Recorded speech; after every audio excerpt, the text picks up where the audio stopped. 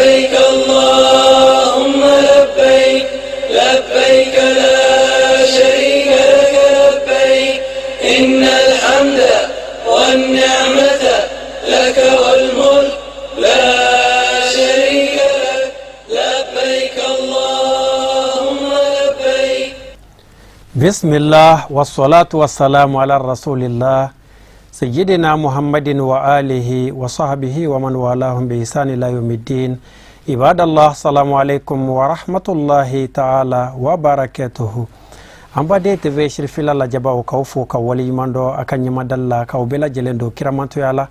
ala ka hina na ka kishina ka barka ala ko jidi ka kene na okilinkile na bela jelenka ama fili abe au ka emission kerenkerene kenekan samba flan tan kononto ina walasa ka hijide unga kuna foni bela jelen di auma TV shirfila ni wati nsuganti ka boloda kerenkerene ala agent shirfila ta madiu o hukmu kono amba ula donia ka fo Jekalo tile muga ani fla samba fla ani tan konotola agent shirfila ta made kun flanaw olu chuna alakira baka dugu kono madinatu munawwara utumila kafo kabo mogo bisheki ani mogo kononto bonyongo la uselen kofe kuma galamani tanguna la uyefe mono la se anga jakolu la janyo fe Ambora Malila le 22 alhamdulillah en plein Medine ni wati na wayanga azansi anklana groupe saba groupe folo nana mogo keme saba ni anga groupe flana e mogo bishegi ane kononton alhamdulillah an ngani ngani voyage na madegun foi soro an nyuma willa chokomena an nyuma sera an escalque misra ker no Egypte wa an jora amateme minute daman foiga we groupe changer dron an willa wa an dona ni ala ka jen ama bashi foi soro wa an mina bedda falendo no e shirfla azansi mogo e alhamdulillah aywa folka mimbe ode kalamemba ni lajele kala bela jelefo ka ankara mogo fo a sayyid Sherif Usman Madan Aidra ale mingera ni azansi sababu ye ka anga directeur fo ka anga azansi gidi bela jelen fo ambalema minu be ambolo aminu nana baraka anfe ku fo ka dugaw ke ane ka dugaw nyini bela jelen fe ni ala ka jan ka dugaw kan e baran am se ka kuncha here la chokomina alhamdulillah me ala fo ka ala barkada ala sona nyuma willa malla le 22 anyuma njigina Medine le 23 alhamdulillah ame ala fo ala min sona ka ambe kisi ka antanga ka anyuma njigi ya soro bash fo manchi soro ambo ala info ka kila ka yini ala fe aw minu nyuma njigina ala hanga batokelo mine minu misira fe kana ala ku nyuma wuli herela ku nyuma si ya herela kana here nyuma soro herela ka hiji kunche herela kampen nyuma se ga tan su mogo nyuma soro herela kira boya ka mantingi na be dugo kanga kara mogo esedi ala ka shin kene adama kala bango nyuma ndi ama aka do ambi yoro amana jo yoro ya no magan dugukolo ka Medine dugukolo ka hakli bala wa ambi dugo kai afana kan sama dugo la ala ka siga nyuma segi herela chugomi kata ya nyuma soro herela kaga tuba ka solla rasul alhamdulillah ya amala foka ala barkada ka fara korolinga anyuma nsera ya ame ala fola ka ala barkada ka anga karamo ko nyuma ko foko barkada ka tondo mbela jelen foko bela jelen barkada amani na la fe ya rabbi ya la hutala ka nyongo ya ana ambaden islamo bela jelema ya rabbi ya la nyuma na la ka segina nyuma anga tanga de ma nyuma soro ala kira muhammadu kan kama kisini neme baka salla muhammadu alhamdulillah ambe ala tanuka ala taala ka barkada sababu nyuma munye anasiya ambu fenen tanuka olu barkada kaso ka ala kira sallallahu alaihi wasallam akoni jomi tizeka jonyo barkada halu ta ala barkada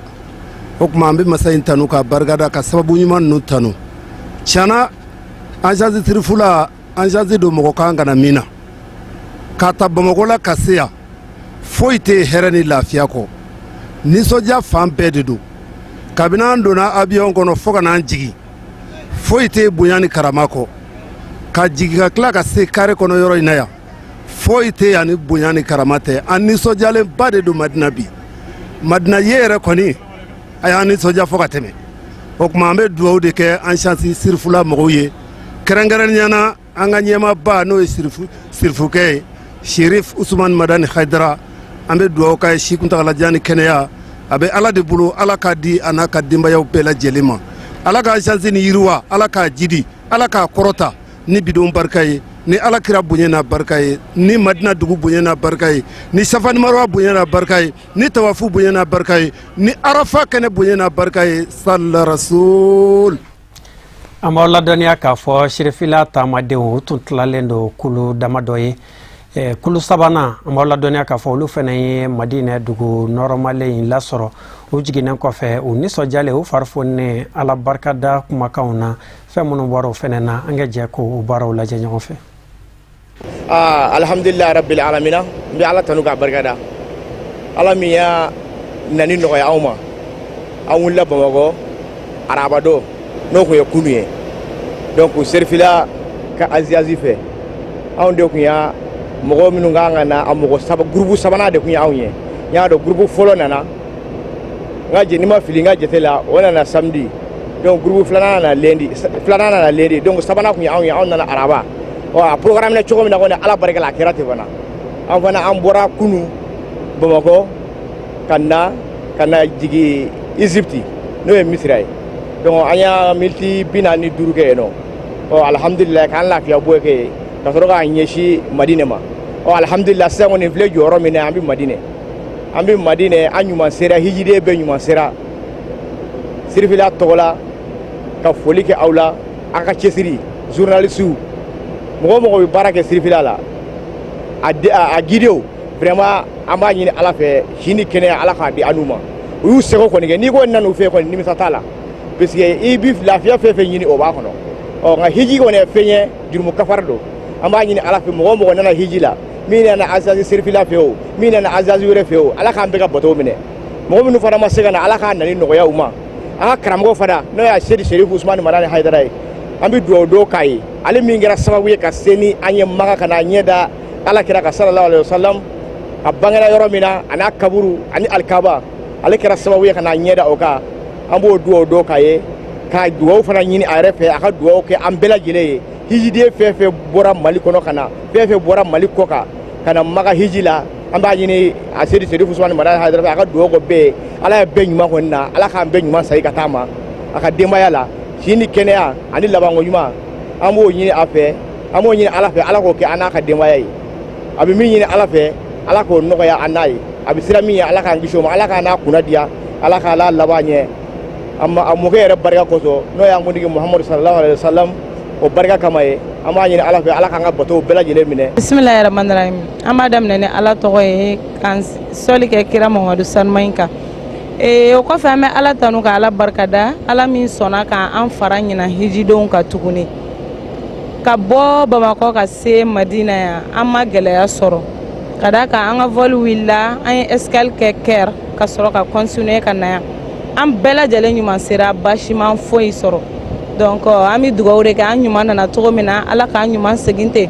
an nakun ye bateau minnu ye an bɛ ala deli ala ka olu minɛ an ye ka dugawu kɛ an fa n'an baw ye a n'an somɔgɔw n'an jɛɲɔgɔnw bɛɛ lajɛlen a n'an ka jamana yɛrɛ n'o ye Mali ye ka dugawu kɛ ala ka se ka an bɛɛ lajɛlen kisi k'an tanga ka Mali yɛrɛ kisi k'an kɛ mɔgɔ kisilenw y'a kɔnɔ cogo min na ala kira kanu kama sɔla ala rasul. A'udhu billahi minash shaitanir rajim bismillahir rahmanir rahim Allahumma salli ala sayyidina Muhammad wa ala ali sayyidina Muhammad wa sallim. An badenw ni ye sherifula voyage a seydi serifu usumani marani hayidara ale ka agence taamadenw komi a fɔra ye cogo min na an balimakɛ a n'an ka DGA n'o ye Umar Balik Jabate ye ale tun bɛ ka labɛnni kɛ mɔgɔ minnu kan ka na an y'o fɔ n k'an ka mɔgɔw ka nali tilalen don saba ye le 20 le 22 ani le 24 le 20 mɔgɔ olu bɛ se le 21 le 22 mɔgɔ bɛ se le 23 le 24 mɔgɔ bɛ se le 25 bon bi an bɛ le 25 na alhamdulilayi an ka jiden tɔw kɔni u nana ni ala sɔnna a ma Umar Jabate ale yɛrɛ dar'u kan ka na ni o ye a mɔgɔ 100 a dara bɛɛ kan a kelen a dar'u bɛɛ kan ka na ni u ye u y'an sɔrɔ Madinatul Munawwara ne y'an y'o aéroport la u kunbɛli la sisan kɔni u nana bɛn ni waati min ye lansara selila ka ban ni ala sɔnna a ma n'an ye sira sɔrɔ ayiwa minnu fana bɛ an kunbɛn k'an don carré kɔnɔ joona ka taa hôtel la u bɛna bɛn ni fitiri ye ni ala sɔnna a ma inshallah an y'o de fɔ an bɛ yan nɔ taamadenw u sago kɛli ani satisfaieli ani baara in yɛrɛ bɛ se ka ɲɛ cogo min na ni ala sɔnna a ma inshallah o kuma na an bɛ dugawu de kɛ sa mɔgɔ o mɔgɔ nana ala ka kɛnɛya da bɛɛ lajɛlen ma an ka se ka baara in kuncɛ yan yɔrɔ nali ala kana kunfan to maa si la ka dugawu kɛ an ka jamana ye gɛlɛya min b'a kɔnɔna na ala ka wuli ka bɔ yen nɔ ni o ye Mali ye ani farafin jamana bɛɛ lajɛlen ani diɲɛ bɛɛ kɛrɛnkɛrɛnnenya la an fasoba n'o ye Mali ye fɔɲɔgɔn minnu bɛ yen nɔ kɛlɛ minnu bɛ yen mankan minnu bɛ yen Ala ka jisuma k'a fura ye an karamɔgɔ Seydi Sherif Usmane Madani Haidara Ala k'a man ye a ka hamina ko Ala k'a nɔgɔya a ka denbaya ka hamina ko Ala k'a nɔgɔya ansaru ka hamina ko Ala k'a nɔgɔya silamɛ bɛɛ Ala k'an bɛɛ ka hamina ko nɔgɔya an ka hiji ɲuman kɛ hɛrɛ la ka kuncɛ hɛrɛ la ka segin ka taa hɛrɛ la denbaya la Ala k'o kɛ Ala k'an bɛɛ labanko ye sallallahu alaihi wasallam. Agent Sherifila taamadenw a sɛrɛkulu laban n'o y'a sɛrɛkulu 4nan ye k'a dɔn k'a fɔ olu donna Madinatul Munawwara ka bɛn juillet kalo tile 26 ma i k'a dɔn k'a fɔ u jiginnen kɔfɛ kuma galamanin tɛ na u fɛnɛ na nisɔndiya ni farifoni min b'u la halisa olu bɔra ka o lase an kɛ sɛrɛkulu laban ani sɛrɛkulu 4nan o mɔgɔw ka kumakanw seereya.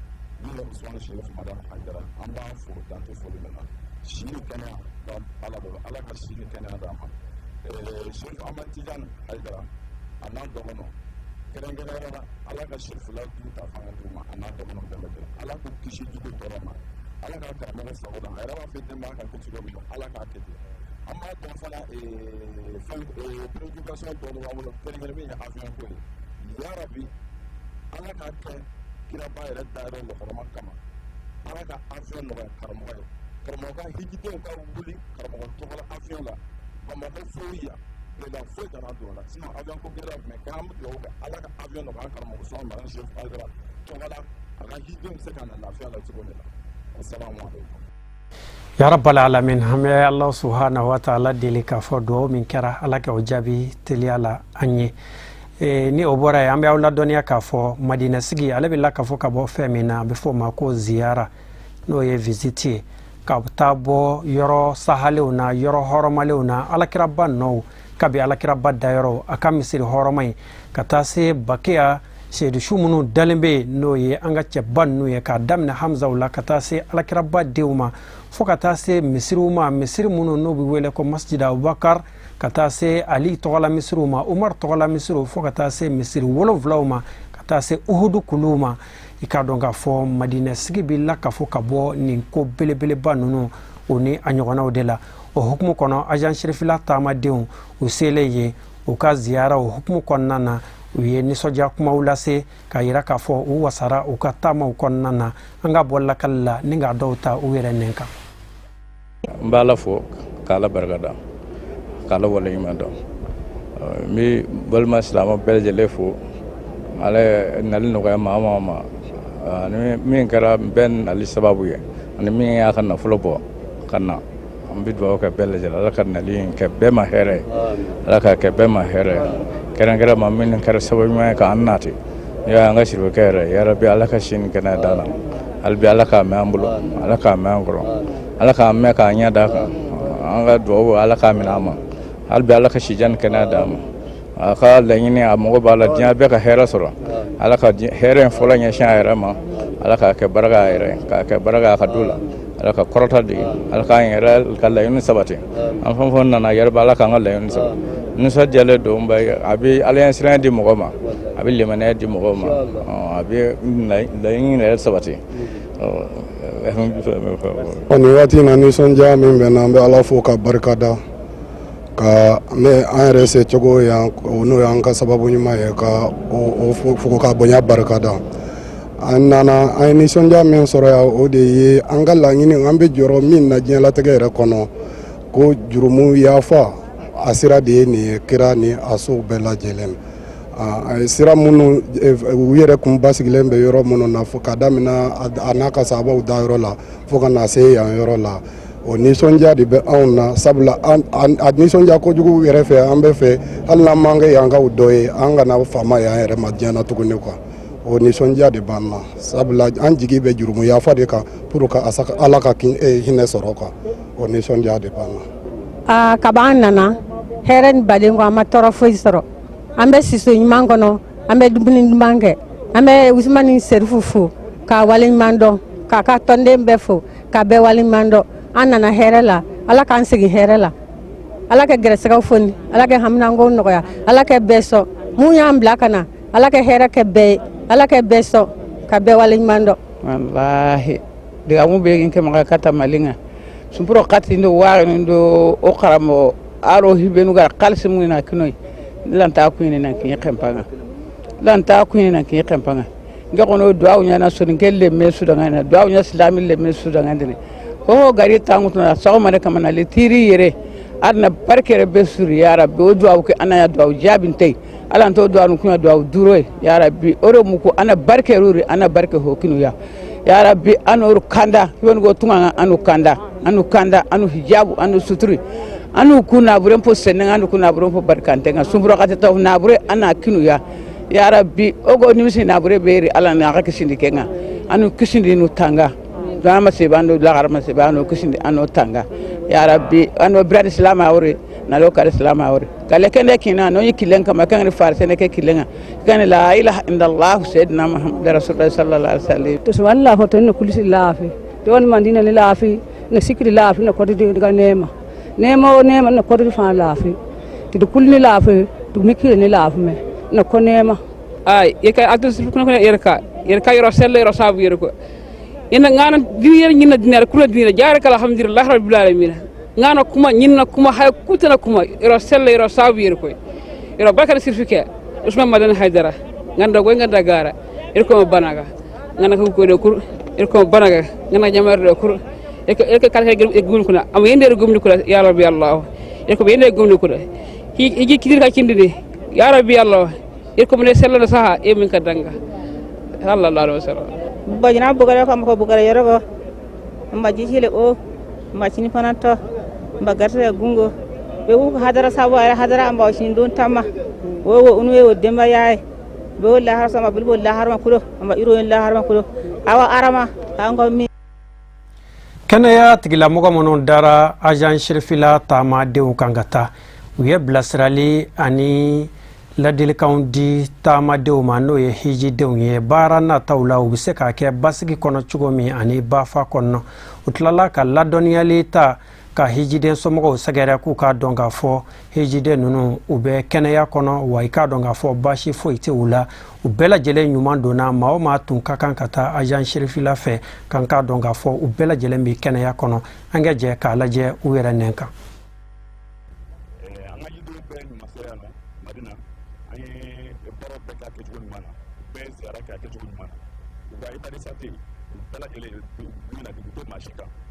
ka fiti minnu yera an fɛ à peu près 80 cotisations n'o ye maa 80 an y'o lajɛ donc a ka ca ala fɛ o bɛɛ seerela ka ɲɛ baasi foyi tɛ hijiden si la hijiden bɛɛ sera k'a ka bato don a kɛcogo ɲuman na donc an b'a yira somɔgɔw la u k'u hakili sigi u ka cɛkɔrɔbaw u ka musokɔrɔbaw u bolo ɲuman kan o b'a sɔrɔ baasi foyi t'u la an bɛ k'u kɔlɔsi kosɛbɛ toujours ne bɛ wele min kɛ a ɲɛsi hijidenw ma o de ye toujours u ka to gidiw kɔ ka gidiw ka ladilikan labato parce que gidiw bɛ yan dɔn kosɛbɛ n'u ye kuma fɛn fili u ka t'o sira fɛ an ma se hiji waati ma fɔlɔ an ye madina sigi de kɛ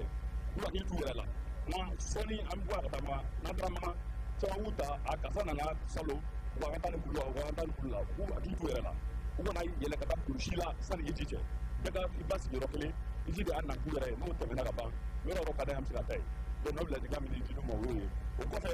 kɛnɛya hukumu kɔnɔ fura min dir'u ma ka cogo min fɔr'u ye u b'a ta o tacogo la minnu ni tension b'u la ubiyɛn diabète b'u la ubiyɛn sinsan b'u la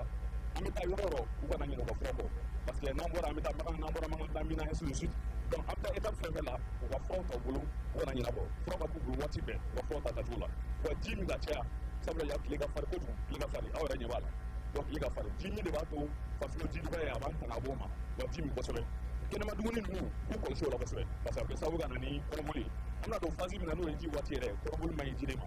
sabula mina sigi la ɲɛ ko ka gɛlɛ cɛ la kɔnɔboli man ɲi wa an y'an kɔlɔsi dumuni duntaw la a ka ji min ka caya a ka fura ta tacogo la n'ala sɔrɔ a bɛ ɲɛ alhamdulilayi an ka hijide ko filanan min nana maa 90 ani maa 8 olu de nana kurupu filanan na an filɛ olu de ka ziyara la kɛnɛ kan madinɛ ziyaraw kɛnɛ kan ziyara fɔlɔ o kɛra kunun minnu bɛ haramu kɛrɛfɛ n'o ye kira ka misiri kɛrɛfɛla ye donc an y'o ziyara fɔlɔ kɛ o la an bɛ mobili ta ka yɔrɔ minnu sɛgɛrɛ o de ziyara ye nin ye an y'a daminɛ masjid kuba n'o ye kira ka misiri fɔlɔ ye a ko yɔrɔ min jɔ ko fila seli n'i y'a kɛ ani i ye imura kɛ k'a bɛɛ baraji kan an bɔra ye ka sɔrɔ ka na uhudu kɛnɛ kan gazwatu uhudu kɛra yɔrɔ min na ni seyidi suhada ye n'ale b'o yɔrɔ in na n'o ye hamza ye ka na ɲɛda o kaburu kan ni musabu bin numeri ka na ɲɛda olu kaburu kan ni abdulayi bin jash olu kaburu bɛ o yɔrɔ la ka fara sɛyidu su tɔw kan an bɔra ye maintenant ka sɔrɔ ka na masjidu qiblatayni kɔrɔ fila misiri ala ye an ɲɛsin fan bɔ baitul maqdisi la yɔrɔ min na k'a ɲɛsin alikaba ma o yɔrɔ in an taara yira an ka hijidenw na o yɔrɔ ninnu ye ka jogo fila siri ka dugawu kɛ taamaden bɛɛ lajɛlen ka dugawu kɛ an faso ye ka dugawu kɛ an karamɔgɔ ye ale min ye nin yɔrɔ ninnu yira an na ka hɔrɔnmaw yira an na o kɔfɛ an bɔra yen sisan ka na sabu a masaji n'o ye gazwatu kandaki kɛra yɔrɔ min na an filɛ o yɔrɔ yɛrɛ de la sisan k'o yira an ka taamadenw na a ko sɔrɔla cogo di ko ninnu kɛra cogo di nafa jumɛn bɛ yɔrɔ ninnu na ka olu bɛɛ yira u la alhamdulilayi nin bɛ kɛ bi olu ka madinɛ ziyara kun cɛlen insha Allah an ka taamaden sabanan ni ala sɔnna olu yɛrɛ fana kan ka don yan n'ala sɔnna olu fana ka ziyaraw bɛna kɛ ka sɔrɔ ka baara tɔw ɲɛnabɔ insha Allah an b'o de kɛnɛ k'aw la an bɛ dugawu kɛ k'a ɲini ala fɛ ya Rabbi an ka taamadenw a fɛn o fɛn bɛ yan an bɛ ala fo k'a barikada k'a fɔ lamɛnbagaw ye taamaden ninnu alhamdulilayi bɛɛ bi hɛrɛ la dekun t'a si kan an bɛ ala fo k'a barikada o kɔfɛ k'a ɲini ala fɛ an faso Mali an nana k'a to an kɔ a bɛ cogo min na an b'a dɔn an karamɔgɔw ɲini an fɛ an mana jɔ yɔrɔ yɔrɔ an ka dugawu kɛ Mali an b'a ɲini ala fɛ ya Rabbi Mali ala k'a kisi Mali ala k'a taga cɛ bɛɛ ni kan bɛɛ ala k'a sabati ani ɲɔgɔn cɛ o kɔfɛ ka dugawu kɛ an karamɔgɔ yɛrɛ a se yeli Sharif Usman Madan Haidara k'a ɲini ala fɛ sidiya ni kɛnɛya ni labanko ɲuman bɛ ala bolo ala k'a dan n'a ma a bɛ min ɲini ala fɛ diɲɛ hɛrɛ lahara hɛrɛ ya Rabbi ala k'a di a ma a bɛ siran min ɲɛ diɲɛ tɔɔrɔ lahara tɔɔrɔ ya Rabbi ala k'a n'a kisi o ma ala ko k'a kɛ ala kama kira na sɔdugo kama sɔli ala rasul wassalamu alaikum wa rahmatullahi wa barakatuh. An bɛ to halisa hijiden kulu filanan minnu taara olu ka ziyara ni o de ye ka taa bɔ yɔrɔ sahalew na o hukumu kɔnɔna na an b'aw ladɔnniya k'a fɔ o bɛ bɛn mɔgɔ 80 ani maa 9 ma ni ziyaraw bɛɛ lajɛlen kɔfɛ u taara dugawu jaabi misiri la n'o ye masjidu ijaba ye ni ka fara gidi kan Bala Musa Jakite fɛn minnu bɔra yen an ka jɛ k'o baaraw sariya ɲɔgɔn fɛ. Alhamdulillahi rabbil alamin. Agence sirifila ka hijiden kun filanan n'o y'a ka taamaden filananw ye olu bɔra an faso Maliba kɔnɔ ntɛnɛn tubabukalo tile 22 ka don an fɛ Madina ni ala ka diɲɛ ye ka kɛɲɛ ni tubabukalo tile 27 ye alhamdulillahi rabbil alamin mɔgɔ 90 jate o de sera an ma yan ni ala ka diɲɛ ye cɛ ani muso a bɛɛ kɛnɛman don o nin na ka sɔrɔ degun banabagatɔ foyi foyi tɛ a jamakulu in na alhamdulillahi rabbil alamin o kɔfɛ lafiyaw kɛra ka bɛɛ bila ka bila yɔrɔ la sigilenw ka bila yɔrɔ la ka ba ka dumuniw kɛ ka jiw kɛ ka lafiyabɔw kɛ bi ni ala ka diɲɛ komi ziyara minnu bɛ an bolo Madina kɔnɔna na minnu bɛ taama ka kɛ sen na ka sɔrɔ mobili ta to o la an filɛ o ziyaraba o de kun fɔlɔ la n'o ye deuxième vol mɔgɔw ko ziyara fɔlɔfɔlɔ ye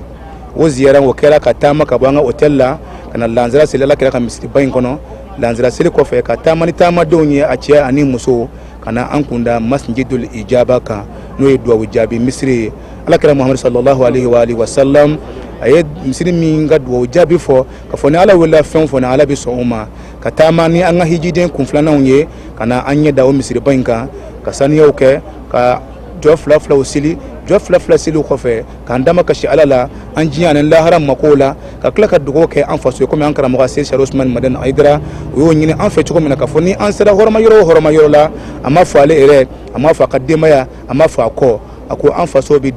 degun min kɔnɔ an ka dugawu kɛ an faso ye hɔrɔma yɔrɔw la alhamdulillahi rabbil alamin nafila seliw kɔfɛ taamadenw ye dugawu kɛ an faso ye degun min b'a kɔnɔ ala bɛ se ka bɔ degun in kɔnɔ cogo min na gɛlɛya min bɛ ala bɛ se ka ban cogo min na ani an y'an kɔ don ka samiyɛ min to an faso kɔnɔ ala bɛ se ka samiyɛ in ji hɛrɛma ye ka di an ma ala bɛ se k'an kisi tiɲɛnikɛ ji ma ani ala bɛ se ka samiyɛ in kun fori hɛrɛ la cogo min na an y'o dugawu de kɛ alhamdulillahi rabbil alamin an tilala o de la sa o de kɛra ziyara kun fɔlɔ ye n'a diyara ala ye o kɔfɛ fitiri ani safo ni ala y'o ɲuman jigin an kɛnɛma na fitiri ni safo cɛla la ziyarakɛlaw tɔ minnu bɛ an kɛrɛdafɛlaw la n'o ye masjidul ghamama kaba no misiri an masjid abubakar no abubakar ka misiri an masjid ali no ali ka misiri amita unye do fana ka najar alay man ye ziyara kun fole kana nye da masjidul ijaba ka najar alay amba ngin ala fange dugo munun kala kum mine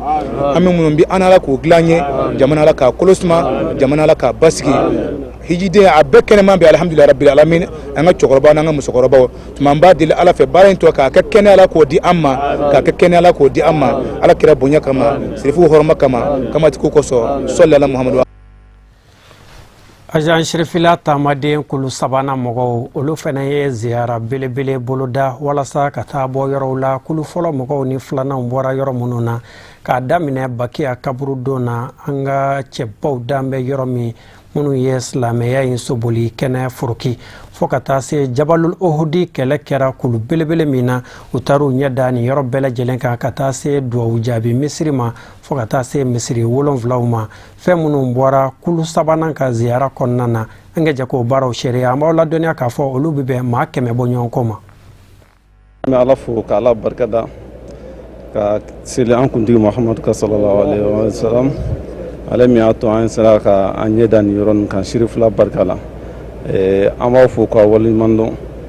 aw yɛrɛ ka fɔ la explication min d'an ma kari kɔnɔna la k'a fɔ ni mɔgɔ min sera ka don ni misiri kɔnɔna la n'o ye an kuntigi Muhamadu sallallahu alaihi wa sallam ka misiri fɔlɔfɔlɔ jɔlen ka jɔko 2 k'a kɔnɔna la k'a baraji bɛ i n'a fɔ mɔgɔ min i mura kɛ a diyara an ye an bɛ Ala fo ka Ala barika dɔ la parce que an b'a ɲini Ala fɛ ni kana k'a laban ye an bolo parce que mɔgɔ t'a dɔn n'a sɔrɔ i bɛna segin yan tuguni a seginni kɔni kana tuguni a ka d'an ye donc an bɛ Ala deli o la Ala k'o nɔgɔya ni silamɛw bɛɛ ye minnu ma se ka yan sɔrɔ an ka foliw ye an bɛ dugawu k'u bɛɛ lajɛlen ye mais an b'a ɲini Ala fɛ san wɛrɛ ya Rabbi Ala ka jama caya ni nin ye an bɛ Sherifila mɔgɔw fana fo an ye dugawu kɛ jamana ye an bɛ bɔ yen don min na karamɔgɔ Aidara y'o de fɔ ka gɛlɛya an bɔra ka jamana to lahila min na a yɛrɛ y'a ye an yɛrɛ y'a ye an bɛɛ b'a dɔn min b'an ka jamana kɔnɔna la kono an nana an mana se k'an jɔyɔrɔ o yɔrɔ an ka dugawu kɛ jamana nin ye ni jamana lafiyala an bɛɛ de bɛ lafiya ya Rabbi Ala k'o kɛ Ala ka baara tɔw nɔgɔya ya Rabbi an bɛ Sherifila mɔgɔw fo u ka ladon na vraiment an nisɔndiyara an ma nimisa nin agence la ya Rabbi Ala ka sankɔrɔta d'a ka agence ma karamɔgɔ Aidara Ala k'a mɛn an kɔrɔ Ala k'a mɛn an jigi Ala k'o kɛ kirabani kanu kosɔn sallallahu alaihi wasallam. Nisɔndiya min bɛ ne na a tɛ fɔ ka s'a dan na parce que u y'a fɔ cogo o cogo a tɛmɛn'o bɛɛ kan parce que Usayi yɛrɛ tun y'a fɔ ko fɛn o fɛn b'a la tiɲɛ yɛrɛ la ne nimisi wasara an taara kira dayɔrɔ la ka taa Bakiya kaburu don na ka taa duwawu jaabi misiri la an nana Hamza ninnu dayɔrɔ la ani kɛlɛ kɛra yɔrɔ min na an nan'o bɛɛ la tiɲɛ yɛrɛ la an bɛ bɔ yan tugun an bɛna taa dɔ wɛrɛ la tugun tiɲɛ yɛrɛ la kuma min bɛ ne bolo o ye nisɔndiya ye n bɛ duwawu kɛ Konate yɛrɛ ye ale min sera k'an bila ka na a y'a bɔ nafolo min na Ala ka caman bila a la Ala kana foyi foyi k'a la n bɛ duwawu kɛ Usmani Madani Aidara ye ya Rabbi sija ni kɛnɛya ani labanko ɲuman Ala k'o d'an n'a ka denbaya ma Ala ka jamana suma Ala ka jamana lafiya n b'aw yɛrɛ fo ani cɛsiri ani baara an bɛ karamɔgɔ fo alhamdulillah rabbil alamin alhamdulillah kasira tayi ma rafi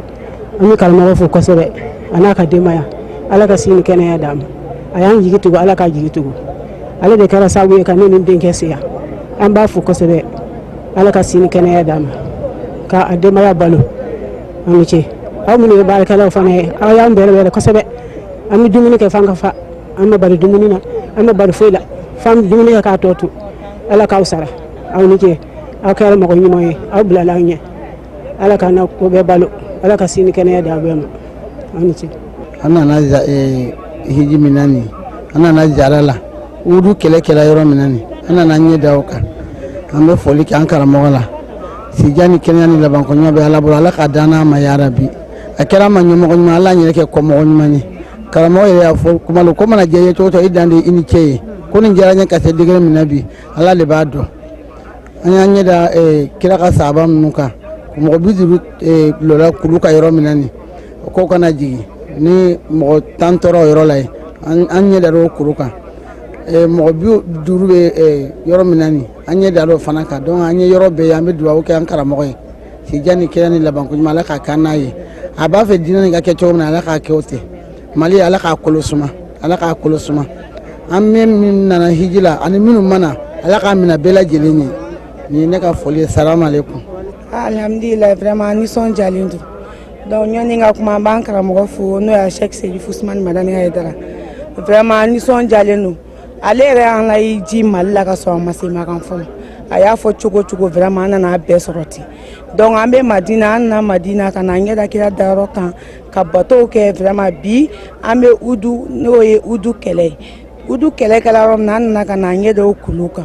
donc mɔgɔ 50 fana kun jɔla kira olu jɔ kulu min sanfɛ ni an y'o kɛlɛ fɛ an nana ka na ɲɛda yen fana donc an y'an ɲɛda Hamza ninnu fana dayɔrɔ kan vraiment an nisɔndiyalen don nisɔndiya cogo la bi an tɛ se ka min fɔ ka se a dan na vraiment an bɛ Ala fo bari an kun t'a dɔn k'anw bɛna se yan donc Ala y'anw se yan bi ka na anw ɲɛda nin kan an bɛ dugawu de kɛ an bɛna minnu fɔ Ala k'olu minɛ donc an bɛna taa minnu kɛ Makan fana Ala k'u minɛ Ala k'an ka hiju kɛ hiji kanu ye donc n bɛ n ka sababu ɲuman yɛrɛ fo comme ne cɛ de ye ne lase yan a bɛ min ɲini diɲɛ lahara Ala k'o s'a ma donc Ala k'an bɛɛ lajɛlen ka bateau minɛ Ala ka haminako nɔgɔya Ala ka ɲɛma an karamɔgɔ la a n'a ka denbaya bɛɛ Ala ka Mali suma Ala ka Mali suma an b'aw yɛrɛ fo n bɛ gidu bɛɛ lajɛlen fo a ni baraji. Alhamdulillah an b'a la fo k'a barikada agence Serifula la bi m'a to an b'a mɛn an b'a fɔ an bɛ lakalu mɛn n'i yɛrɛ ɲɛ ma ye nimisi tɛ wasa bi kɔni anw nimisi wasara alhamdulillah an b'a la fo k'a barikada an ka karamɔgɔ kɛ a Seydi Serif Usmani Madani Haidara a y'a seko kɛ a ye min kɛ an b'a fo k'a barikada sijani kɛnɛya labanko ɲuman Ala k'a da n'a ma Ala k'a ka denbaya ta fanga kɔ a la jugu tɛ b'a la Ala kana jugu s'a la foli in tɛ ban anw ye min ye anw de bɛ ɲɛfɔli kɛ n'o tɛ mɔgɔ si se ka ɲɛfɔli k'anw ye an ye min y'an ɲɛ la baarakɛla ninnu fana olu ka foli da an yɛrɛ de ta olu ka foli la ne yɛrɛ bolo fiyewu parce que depuis an nana kabini avion kɔnɔ f'an filɛ nin ye yɔrɔ min na bi ni Udu an bɛ yen nɔ de bi u y'an tɔbɔtɔ u y'u seko bɛɛ lajɛlen k'an ye u ye fɛn bɛɛ lajɛlen k'an ye ni nisɔndiya ni farifoni na o yɛrɛ de ne ma dan sɔrɔ o yɛrɛ de la wa an bɛ dumuni kɛ k'a ɲɛ an nisɔndiyalen don an bɛ ko k'a ɲɛ an bɛ sunɔgɔ k'a ɲɛ an nisɔndiyalen don wala an bɛ Ala fo k'a barikada an bɛ Ala fo tuguni de k'a barikada an ye fɛn bɛɛ y'an ɲɛ la anw y'a bɛɛ de k'a daminɛ ciba dayɔrɔ la Ala ka nɛɛma k'a kan k'a daminɛ o la ka na an nana bi kɔnɔ alhamdulillah an bɛ Udu de kɔnɔ n'o tɛ an y'a caman de y'an ɲɛ la halisa a tɔ bɛ kɔfɛ Ala k'a tɔ yeli nɔgɔya an ma Ala k'a tɔ yeli nɔgɔya an ma an b'an ka sababu ɲuman bɛɛ lajɛlen fo an ka sababu ɲuman minnu kɛra sababu ye k'an lase yan nɔ an b'u fo u y'a bɔ nafolo min na Ala ka caman caman fara a kan ciba kanu kama sɔli ala rasul. Agence Serifula taamaden kun fɔlɔ minnu taara n'o ye kulu fɔlɔ mɔgɔw ye kabi juillet kalo tile 22 i k'a dɔn k'a fɔ olu ka ziyara hukumu kɔnɔ o jatɔ minnu bɛ yen an ka jɛ ka o baaraw seereya ɲɔgɔn fɛ u taara bɔ yɔrɔ sahalen minnu na ani yɔrɔ hɔrɔmalen minnu na. Vraiment an nana Serifula la ka na an ka hiji kɛ Serifula la vraiment bonyana ma fɔ ka taa dan tɛmɛ n'i y'a lajɛ diɲɛ kɔnɔ gɛlɛman yɛrɛ tɛ yen gɛlɛman tɛ mun na sabu ko ko n'a ka gɛlɛn ni mɔgɔ y'a ɲɛɲini a bɛ nɔgɔya i bolo aw m'a dɔn an ye baara fɛn o fɛn kɛ bi ka taa Bakiya kaburu dɔ la ka taa sunun bɛɛ dalen ka na Ali ka misiri la ka na masjid Gamama la a sɔrɔla cɛ dɔ ka cɛsiri de kɔnɔ a gɛlɛya bɛɛ ale le y'a ta sabu kira yɛrɛ y'o fɔ an ye alimaru yudabiru wa rabbuka yukadiru ale min y'a gɛlɛya kɛ k'a ɲɛɲini bi a kɛra nɔgɔya bɛɛ ye anw bɛɛ lajɛlen ma anw bɛɛ y'a kɛ nɔgɔya la mais o y'a sɔrɔ sirifukɛ de ye a gɛlɛya kɛ k'ala ka mɔgɔw former k'a bila a la vraiment a ye mun former k'a bila a la an m'o fana fo k'o barikada an ye ko caman ye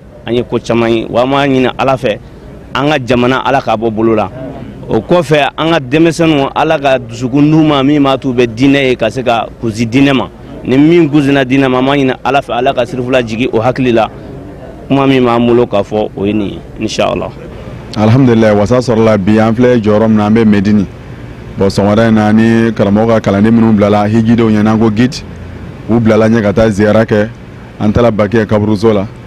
maaba minnu dalen bɛ ka ahlul beytu la o n'a ɲɔgɔnna caman o y'olu dayɔrɔw jira an na an bɔra ye misiri minnu bɛ yen n'o ye masjidil Gamama o taara ka t'olu jira an na dɔw jaabi yɔrɔw don ka laban ka taa Abubakar ka misiriw fana jira an na ka taa Seyidina Umaru ka misiriw jira an na ka taa Seyidina Ali ka misiriw jira an na ka taa masjidil Ijaba jira an na vraiment a kɛla wasa ye an kun tɛ min dɔn n'an y'a kala kitabu kɔnɔ an nana ka na ye kɛnɛ kan vraiment an b'a la fo k'Ala barikada an karamɔgɔ sababu la vraiment min b'an na bi o ye nisɔndiya ani farifoni ye ka dugawu kɛ an karamɔgɔ ye nin bɛɛ sababu ye ale min ye a bɛ fɛ silamɛw k'u ka farida duuru k'a dafa bonya ni karama kɔnɔ k'a dafa ka sɔrɔ foyi kunpa t'i la ale yɛrɛ cɛden minnu bila ɲɛfɛ n'o ye a ka gidiw ye vraiment a bɛ komi karamɔgɔ yɛrɛ bɛ kɛnɛ kan sabu ma foyi dogo an na u nana se yɔrɔ o yɔrɔ karamɔgɔ y'a jira u yɛrɛ la cogo min na o fana y'a jira karamɔgɔ ka hijidenw na vraiment an nisɔndiyalen don k'ala barikada sabu an y'a kalan kitabuw kɔnɔ mais kana a ye pratique la k'a ye nin dayɔrɔ in ye nin dayɔrɔ in ye an nani agent Chérif fɛ an y'o de ye donc an bɛ ala fo k'ala barikada ka dugawu k'an karamɔgɔ ye a y'aw minnu fana bila baara in ɲɛmɔgɔ la k'a ɲini ala fɛ baara in ta fanga ɲuman ala k'a dan'aw ma ala k'a bolo mɛn baara in na an karamɔgɔ min fana y'an kɔ ala ka hinɛ n'o ye Alhaji Buna Ɲangi san o san ale n'aw bɛ jɛ ka baara in kɛ mais ɲina ala y'ale bɔ an cɛ la an bɛ dugawu kɛ ala k'a dayɔrɔ nɛɛma ala ka saya kama lafiya ye a bɔra ka baara fana tɔw minnu bolo yarabi baara in ta fanga k'a ɲɛ aw bolo ala k'o k'an na ye ala k'o kɛ ala kɛra kanu kama ahlul beitu bonya kama an karamɔgɔ fana an bɛ na a taara ka taa an bila don min na hippodrome na a ko n'an nana an kana ɲina jamana kɔ a ma fɔ ale yɛrɛ a ko jamana wala n'an ye jamana ka dugawu kɛ yɔrɔ o yɔrɔ an bɛ jamana kan an bɛ dugawu kɛ an karamɔgɔ yɛrɛ k'a laban k'a ɲini ala fɛ diɲɛ yɔrɔ o yɔrɔ bɛ ni degun bɛ yen a n'an yɛrɛ bɔ jamana n'o ye Congo Brazzaville vraiment degun bɛ yen a n'a dafɛ jamana bɛɛ an b'a ɲini ala fɛ ala bɛ se ka nɔgɔya don a kɔnɔna na an nana ziyara min na ka ziyara ninnu k'an bolo dalilu ye ala bolo lahara jɔ don an bɛna bɔ yan k'a ɲɛsin maga min fana la ka taa hiji yɛrɛ fana kɛ ala ka k'an bolo hiji minɛnenw ye yarabi ala ka k'an bolo jurumu yafaw ye taama minnu bɛ k'a kɔnɔ yarabi ala ka k'an ma dalilu ye ala ka k'an ma bɔda ɲuman ye ala k'o kɛ karamɔgɔ yɛrɛ n'a ka denbaya bonya kama ala k'o kɛ ahlul beitu bɛɛ bonya kama ala k'o kɛ aw yɛrɛ min ye cɛsiriw kɛ k'a ka baaraw bila ka bila mɔgɔw ɲɛ k'u ka farida duuruna k'a kɛcogo ɲuman jiru la k'u n'u ɲɛ da ala kɛra dayɔrɔ laban kan an bɛ dugawu kɛ aw yɛrɛ fana ye ala k'o ala kɛra kanu kan sɔli ala rasulil karim. Bon bisimilahi rahmani rahim tiɲɛna bi ziyara mun kɛra a diyara an ye kosɛbɛ yɛrɛ de walahi an tun t'a dɔn fiyewu k'an bɛ nin bɛɛ ye ne kɔni bɛ mun lase mɔgɔ ma sa an m'an hakili to hiji ko in na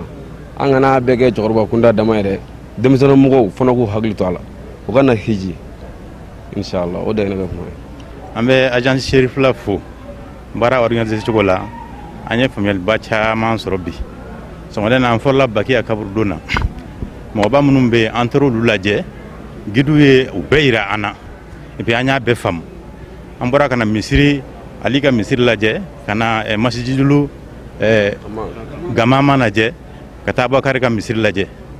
an y'a bɛɛ faamu u y'a bɛɛ ɲɛfɔ an ɲɛna gindo fɛn fɛn b'a la u y'a bɛɛ fɔ an ɲɛna bon nisɔndiya dɔrɔn de bɛ yen quoi ni i mana nin agence la hiji fɛn caman bɛ taa k'i dan dɛ tiɲɛ la nisɔndiyara bi yɛrɛ yɛrɛ de an ye faamuyali caman sɔrɔ Madinɛ ziyara la an b'aw fo dan tɛ foli min na. ni n ko n bɛ kuma nin yɔrɔ in na nisɔndiya fɛ n tɛ se ka kuma parce que depuis an wulila fo ka n'a bila bi la Chérifula yɛrɛ ne tɛ se ka foyi fɔ karamɔgɔ cɛ in kan Chérif Madani Haidara a bɛ min ɲini Mali yɛrɛ ka lafiya la ala k'a d'a ma a bɛ min ɲini jamana ka lafiya la ala k'a d'a ma kab'an yɛrɛ jiginna a bara a y'an kɛ cogo min ka tila ka n'a bila f'an bɛ magan yan nɔ aw yɛrɛ ni cɛsiri min bɛ ɲɔgɔn na bonya tɔ si t'aw ka ko la yɔrɔ si t'a n'an bɛ min yira an na a bonya diyara an ye an nimisa yɛrɛ foyi t'an ye nimisa foyi t'an ye ye ko ye fɔ ko bɔ kɔnɔdimi tɛ dɛ nin ye ɲɛdimi de ye Chérifula bɛ yɔrɔ min bi kɔnɔdimi tɛ dɛ ɲɛdimi de don silamɛya nasira la hadamadenya nasira la diinɛ yɛrɛ fɛn o fɛn n'i k'i ye Chérifula jɛ dɔrɔn i y'a jɛ o dɔnnen don bi hadamadenw b'o kalama hali jinɛw b'a dɔn bi k'a fɔ ko Chérifula n'i ye Chérifula jɛ dɔrɔn i ye diinɛ jɛ ne tun bɛ se ka min fɔ o de ye hakɛto bɛ nin kan sallallahu alaihi wa sallam. ni fatɔgɔma de ye hiji n'o ye Dirisa Danbele a ko ale bɛ Chérifula de fɛ n'o na ne teriw yɛrɛ dɔw bɛ hiji yɛrɛ sira kan mais a ko k'a b'o fɛ ne fana ko ne bɛ ala fɛ ne b'o fɛ kab'a nana dumuni ma dɛsɛ an na ji ma dɛsɛ an na bonya ma dɛsɛ an na dogo yɔrɔ bɛ yɔrɔ o yɔrɔ la ala yɔrɔ bɛ yɔrɔ o yɔrɔ la an bɛ yalala k'a bɛɛ yira an na denmisɛn an b'aw barika da an bɛ ala n'a kira barika da an b'aw barika da an bɛ karamɔgɔkɛ barika da n'o ye Sarifu ye an b'a barika da muso sɔnnen den don muso ni muɲuna ala don dɔ bɛ na k'a barika ala n'a kira ye an ye diɲɛ ye sisan n'o tɛ anw ma diɲɛ ye o ye ne ka kuma ye. alhamdulillah nisɔndiya min na a nisɔndiya ka fanga ka bon kosɛbɛ mun na an bɛ ala kira ka kaburu kɛrɛfɛ n'o ye arawuda kɛrɛfɛla ye ani ala kira ka misiri kɛrɛfɛla n'an b'o la ani n'an bɛ Madinɛ dugu kɔnɔ ani n'an bɛ Madinɛ misiri fana kɔnɔ alhamdulillah o nisɔndiya de b'an na fo ka dama tɛmɛ ala fana ta n'a ye hiji fana nɔgɔya an ye ɲina o nisɔndiya fana de b'an na alhamdulillah an bɛ Alahu Taala fo k'Alahu Taala barika la an bɛ dugawu min kɛ k'a lase hijidenw ma mun na hijidenw nana hiji la fɛn min bɛ se ka to ala ka heji baara nɔgɔya ɲɔgɔn cogoya min na ka u ɲuman bɔ heji la ka taa u faso kɔnɔ hɛrɛ la cogoya min na an bɛ dugawu fana kɛ min ye ba maliba ye ala ka se ka kolo suma cogoya min na fitinɛ ni balawu ni tɔɔrɔ ni gɛlɛya min bɛ yen ka se k'o wuli ka bɔ yen ka na hɛrɛ la cogoya min na ala k'o kɛ la alihamudulilayi an bɛ alahu taala fana tanu ka alahu taala barika la ka yira ala ye heji min nɔgɔya anw ye min ye ɲinan an bɛ alahu taala fo ka alahu taala barika la ni o ye kumakan laban min bɛ n bolo ka lase o ye an bɛ dugawu kɛ heji an nana heji la ala k'an ɲuman segin ka taa n'an segin ka taa an ka jamana ka kolo suma ka da an ma ala m'o kɛla ka heji fana ka baara fana nɔgɔya an ye ala m'o kɛla min ye heji fana ye alhamdulilayi an yɛrɛ nisɔndiya yɛrɛ kama hali kuma de ka gɛlɛn an ma bari sabu ni ala taala heji nɔgɔya i ɲɛ a ye fɛnba de k'i ɲɛ silamɛya la alhamdulilayi o dakuruɲɛ laban b'an bolo k'a lase silamɛw ma. kɔrɔn fila misiri walima i k'a fɔ salimadenw ka misiri misiridenw min bɛ madinɛ dugunɔrɔma in kɔnɔ a bɛ lakodɔn n'a ka jɛya manamana ye wa a bɛ madinɛ tilebiyanfan de fɛ a bɛ siraba fila min ni ɲɔgɔn cɛ o siraba fɔlɔ ye kalidi bun walidi ye ni ka fara sirabakan min tɔgɔ dalen don masakɛ abdulahi la tɔrek malik abdullah misiri belebele in a lamunu naani bɛɛ lajɛlen fɛ a bɛ t'i jɔ mɛtiri kare 3,920 na kuba belebele fila de bɛ misiri in sanfɛ n'an b'a fɔ a ma ko mirabu a fɔlɔ jɛnya bɛ se mɛtiri 8 ma filanan jɛnya bɛ se mɛtiri 7 ma misiri in yɛrɛ kɔrɔta o bɛ se mɛtiri 17 bɔ ɲɔgɔn ma ala ka kira muhamadu tun kɛra kisi ni nɛɛma bɛ a n'a somɔgɔw ye a bɛ seli k'i ɲɛsin zelezalamu misiri ma masjidul aksa o de tun ye silamɛw ka ɲɛsinfan ye silamɛya daminɛ waatiw alakiraba nani dama kasi dabama la yalasa ala kɛ ɲɛsinfan d'a ma mɛlɛkɛ jibirila nana fɔ a ye k'a to selifana seli la dɔw ko lansara seli arakan fila tɛmɛnen kɔfɛ k'a k'i ɲɛsin alikaba ma k'o kɛ silamɛw ka ɲɛsinfan ye o kɛra k'a to nin misiri belebele in de kɔnɔ ni aw ɲɛ bɛ ala aw ɲɛfɛ o yɔrɔ bɛɛ alakiraba y'i ɲɛsin alikaba ma a bɛ seli min na k'o arakan fila tɔ dafa o ye ala ka kuma ye kuranɛ kɔnɔ kad nara tagaluba wajhika fi samai فلنولينك قبلة ترضاها فولي وجهك شطر مسجد الحرام وحيث ما كنتم فولوا وجوهكم شطره ودي كما مصري بي ويلي كو كورن فلا مصري لبيك اللهم لبيك ami folo ka dogo ke anga jamana kundigi ka dele ala fe yara bi jamana ta fanga ala ka di ama abe wuli ka jomina pour que ben kana jamana kono ala ka afanga se ami dogo ke an karamo ye ale wuli ka jomina jamana kono no Sheikh Sharif Usman Madan Haidara ya amadugo ale wulile do ka jo bemena jamana kono cugumi jamana dum mi se ka nyugo mine cugumi aba dugora shufe abe adugora klife akar nyugo be islamé be malien be abe ka nyina be fe yoro yoro la horoma yoro naw sire ay dugo ke maldum mi se ka nyugo mine cugumi na ka benkelema ko herebe be ne kono ora anjora yoro yoro ani dugo ke jamana kundigi ka dugo ke an karamo ka dugo ke maldem be ka dugo ke pour que malbe se ka do dakelen tuguna ka bo dakelen ora ma dele ala fe ala ka ke kirana abona ko so ani kira kanubaw kama fitne mi manga jamana kono ya rabbi ala ka ban balaw manga jamana kono ya rabbi ala ka ban ya rabbi amba dele ala fa an karamo Sharif Usman Madan Haidara ya rabbi akalla nyine ya rabbi ala ka to maliyan ka famiya ala ka adoni jira ana ala ka afamu jira ana amunu nana aka ajanzira amba dele ala fa ya rabbi ala ka nga heju mine heji dembe ala ka heju mine amba dele ala fa bunanyang alaikum heji gidura me ala ya minji dogaya amba dele ala fe ala ka ala kira kama ala ka an karamo yere kama ala ka kama tigi be kama bunanyang ala ka hinara ala ka yafama ala ka kaburu noro ala ka kaburu fere aflantiri no Mamadou Madani amba dele ala fe ala ka ala kira kama ala ka kira bona be kama ala ka Mamadou ala ka hina Mamadou Madani na ala ka yafama anga silame shubbe je silame shubbe ala ka hina bera ala ka yafa bema amunu fana na hejira ya rabbi ala ka anga heji mine ambolen ko an yana fuyi ke mi manga heji ci ala ko ka kirani asokama ala ko ka an karamo kama kirana asokama salli ala rasul al-fatiha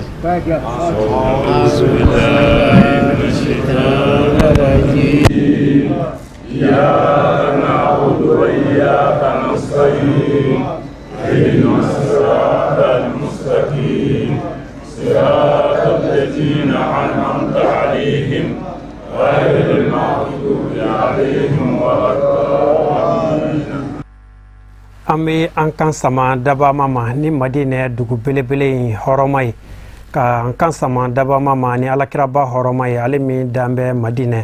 ka an kan sama ala ma ni a ka sahaba belebelew hɔrɔma ye minnu dan bɛ madinɛ furumuso sanuma minnu dan bɛ madinɛ fo ka taa se alakira den sanuma minnu dan bɛ madinɛ ni yɔrɔ hɔrɔmalen ninnu an bɛ ala deli ni nin bɛɛ lajɛlen hɔrɔma ye ni hejiden ninnu yɛrɛ hɔrɔma ye ni nin kalo belebele in fɛnɛ hɔrɔma ye ala kɛ an bɛɛ lajɛlen hamiw dilan ka ani an karamɔgɔ dɛmɛ fa'alul khairat alil makam sayyid sharif usman madan haidara ka kalifa ala ma a y'a cɛsiri k'a bɛ diinɛ in dɛmɛ ala k'a n'a dɛmɛ a y'a cɛsiri k'a bɛ diinɛ in kɔrɔta yarabi ala kɛ an ni a kɔrɔta sharif usman madan haidara ale kɛra sababu ye ka mɔgɔ min ɲɛ da nin yɔrɔ sanuman ninnu kan jate la bi o bɛ t'i jɔ fo mɔgɔ 500 ani bɔɲɔgɔnko la ni a kunna wari ye i k'a dɔn k'a fɔ sharif usman madan haidara ale ko an kɛ baara de kɛ an kɛ kuma caman dabila o kumana fɛ an bɛ y'a fo nin sigida kɛrɛnkɛrɛnnen in na ka ni jaɲuman ninnu bɛɛ lajɛlen yira aw la k'a dɔn k'a fɔ a kɛra ni dɛmɛ kelen pe de ye sayyid sharif usman madan haidara ale ka dɛmɛ a n'a ka wulikajɔ hukumu kɔnɔna na